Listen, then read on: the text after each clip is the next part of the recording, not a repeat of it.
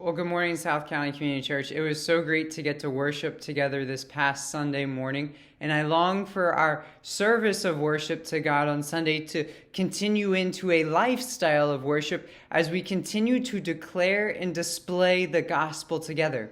And if you remember, per 1 Timothy chapter 3, verse 14 to 16, the big idea was indeed to declare and display the gospel all through godly communion, godly conduct, and godly confession. And so I wanted to follow up with that and give you just a short reminder of how this might land, how the rubber might meet the road, so to say, in the real life application of our lives together as a church, not just on Sunday, but Monday through Saturday. In our godly communion, we're invited to first grow our vertical relationship with God through faith in Him and study of His Word, in order that our horizontal fellowship would then flourish from that. And so this week, I want to encourage you, take time to spend with God in the Word. Plan out your schedule so that you do have time to pray and read and study. But then also take time to be with other people in the church. Maybe make a call, a text message, have over for a meal, or go on a walk together. And then our godly communion is seconded with our godly conduct.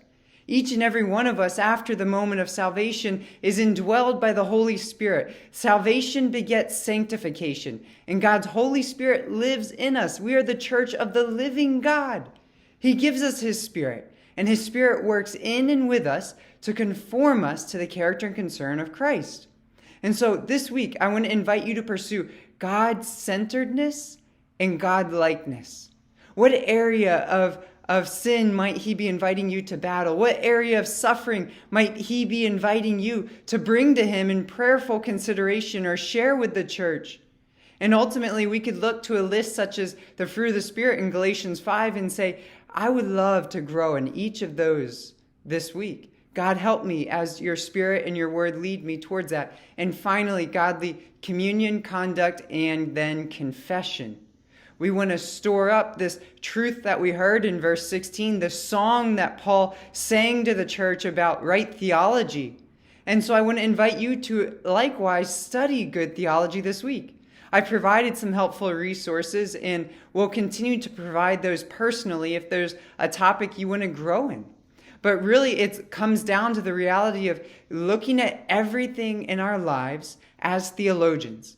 That we are God-centered in our thinking, living, and serving, as we remember that God is the holy creator, we are fallen and broken in sin, Christ is our perfect redeemer, and one day will be the eternal restorer.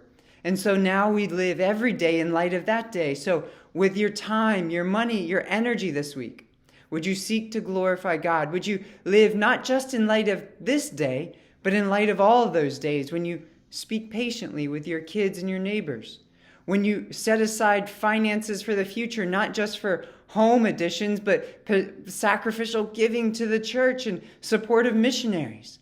When you consider, you know what, I could spend an hour on social media throughout the week, but maybe I'll consider one of those books that Jameson recommended and start making my way through that, or even start a reading group with someone else in the church to study it. And join one of our men's groups, youth group, get involved in your small group. Lots of ways I hope it meets your life this week. And I'm so thankful for you all, and we'll keep you in prayer as we continue to be glad and make others glad in God together.